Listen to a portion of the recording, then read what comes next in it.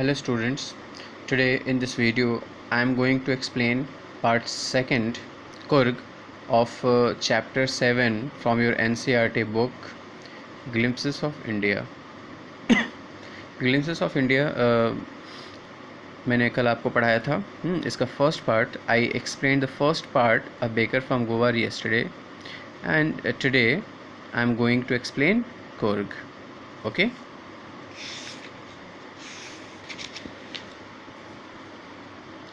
Students, see what is Kurg.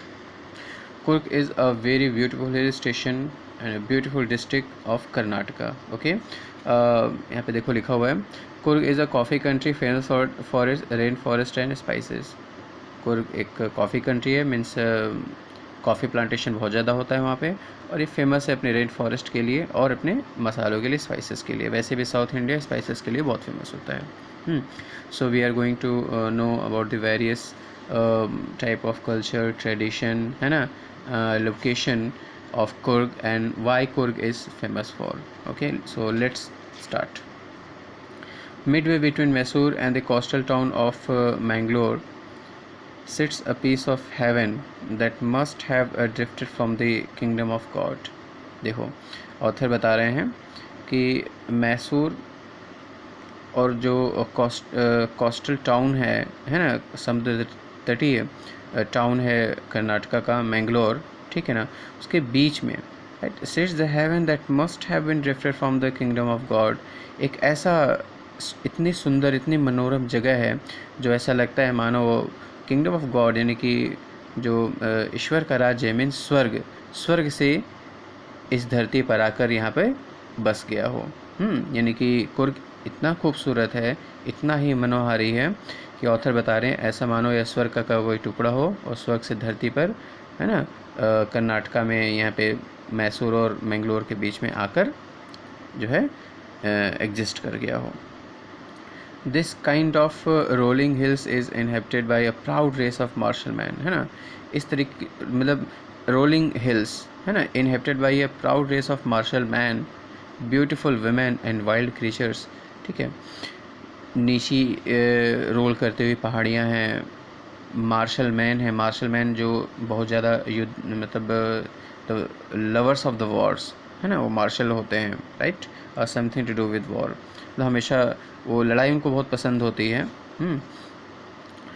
Beautiful women, वहाँ की स्त्रियाँ, वहाँ की विमेंस बहुत ही खूबसूरत होती हैं. Wild creatures and Coorg is abundant in wild creatures, है ना, जंगली जीव जंतु भी वहाँ पे प्रचुर मात्रा में पाए जाते हैं. कुर्ग और कोडागो. ओके, कुर्ग का दूसरा नाम कोडागो भी है, हम इसे कोडागो भी कह सकते हैं. कुर्ग और Kodagu the smallest district of Karnataka, Karnataka का सबसे छोटा डिस्ट्रिक्ट है. Is home to evergreen rain forest, है ना, या एवरग्रीन रेन फॉरेस्ट का एक तरह से घर इसको कहा जा सकता है. Spices, this is also the home of spices and coffee plantation, और कॉफ़ी प्लांटेशन बहुत होता है. Evergreen rain forest cover 30% of the district. पूरे कुर्ग डिस्ट्रिक्ट का 30% एवरग्रीन रेन फॉरेस्ट से कवर्ड है. During the monsoon it pours enough to keep many visitors away. Monsoon season में इतनी ज़्यादा भारी बारिश होती है कि जो विजिटर्स यानी कि जो घूमने जाते हैं उनको अवे करके रखती है, अर्थात उनको स्टॉप कर देती है. The season of Joy commences from September and continues till March, है ना.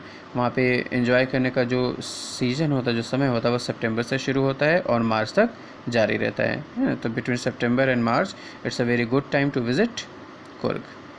द वेदर इज़ परफेक्ट, मौसम बहुत ही अच्छा होता है उस वक्त, with some showers thrown in good measures, कुछ हल्की फुल्की बारिश भी होती है. The air breathes of invigorating coffee, और उसमें वहाँ की जो एयर में है ना, एक तरह से जो शानदार कॉफ़ी की महक है, हमेशा आती रहती है.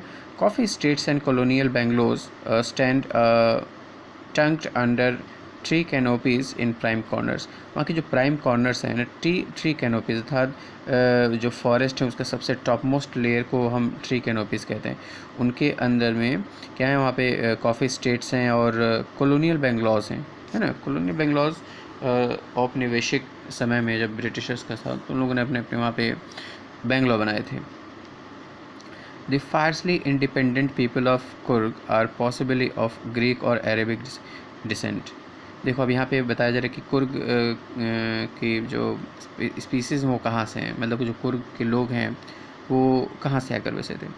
तो यहाँ पे ऑथर ने बताया है कि दे वर ऑफ ग्रीक और अरेबिक डिसेंट, है ना, ग्रीस और अरब के रहने वाले लोगों के ही ये लोग जो है भावी संतानें हैं। Means the people of Coorg are considered to be the race to be the generation of Greek और अरेबियन पीपल, है ना। एज वन स्टोरी को, जैसे कि कहानी वहाँ पर है, a part of Alexander's army moved south along the coast, है ना। अलेक्जेंडर की आर्मी जब यहाँ से कि कोस्टल एरिया से होकर गुजर रही थी, and settle down where when return become impractical, और जब उनका वापस होना यानी कि अपने घर जाना, रोम जाना इम्पॉसिबल हो गया, तो वो वहीं पर कुर्ग में ही सेटल्ड हो गए। अलेक्जेंडर की सेना के कुछ लोग कुर्ग में सेटल हो गए जब उन्हें लगा कि अब वो और आगे नहीं जा सकते, अपने घर नहीं जा सकते हैं। These people marriage amongst the locals. अच्छा, फिर जो उसकी सेना के जो लोग थे, वहाँ के लोकल वीमेन से उन लोगों ने शादी की। And their culture is apparent in the martial traditions. तो वहाँ का जो अब कल्चर है यानी कि कुर्ग का, हाँ, बहुत ही क्लियर है। मार्शल ट्रेडिशंस मीन्स जो कुर्ग के जो नेटिव लोग हैं, उनकी जो ट्रेडिशन है, उस ट्रेडिशन की साफ झलक दिखती है। मैरिज एंड रिलीजियस राइट्स, है ना, which are distinct from the Hindu mainstream, जो कि हिंदू मेन स्ट्रीम से, जो हिंदू कल्चर है इसको बहुत सारे लोग फॉलो करते हैं, उससे बिल्कुल ही अलग हट के वहाँ का कल्चर वो वहाँ का ट्रेडिशन है। ठीक है। The theory of Arab origin draw support from the long black coat, और अरब ओरिजिन की जो थ्योरी है लॉन्ग ब्लैक कोट की, with an embroidered waist belt worn by the Kodavas. ठीक है, मतलब कढ़ाई की हुई एम्ब्रॉयडर्ड अपने कमर में वो लोग बेल्ट बांधते हैं, ब्लैक कोट पहनते हैं। कोडवाज यानी कि कुर्ग के रहने वाले लोगों कहते हैं, known as कोपिया।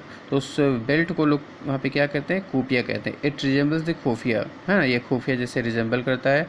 Warne by the Arabs and the Kurds, जो अरब और कुर्द के लोग हैं वो खुफिया पहनते हैं, मतलब अपने कमर में जो कमरबंद पहनते हैं, और ठीक उसी तरह कुर्ग के लोग अपने कमर में एक जो वेस्ट बेल्ट पहनते हैं और ब्लैक कोट पहनते हैं, वो ठीक अरब के जो है लोग हैं उनके पहनावे को जो है मेंशन करता है, उनके पहनावे को सिंबलाइज करता है। Okay, Coorgi homes have a tradition of hospitality. Okay, Coorg के जो घर हैं कुर्ग डिस्ट्रिक्ट के, है ना, वो अपनी मेहमान नवाजी के लिए भी प्रसिद्ध हैं। And they are more than willing to recount numerous tales of Vellore.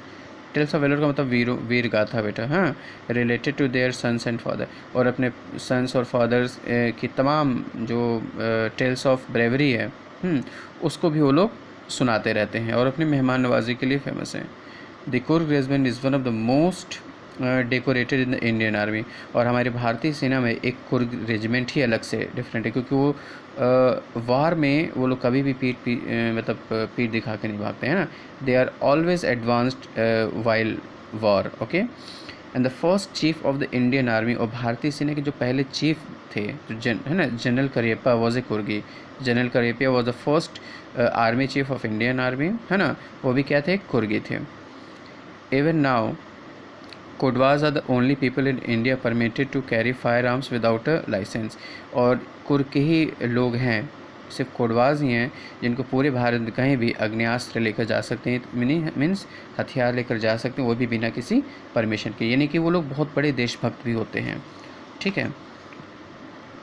The river Kaveri obtains it's water from the hills and forest of Coorg mahseer. Okay, Kaveri जो नदी बहती है कर्नाटका से, वो अपना मतलब river Kaveri obtains it's water from Coorg and Coorg forest. Coorg के जो जंगल हैं वहाँ से ये अपने पानी को, मतलब कावेरी नदी को पानी मिलता है वहाँ के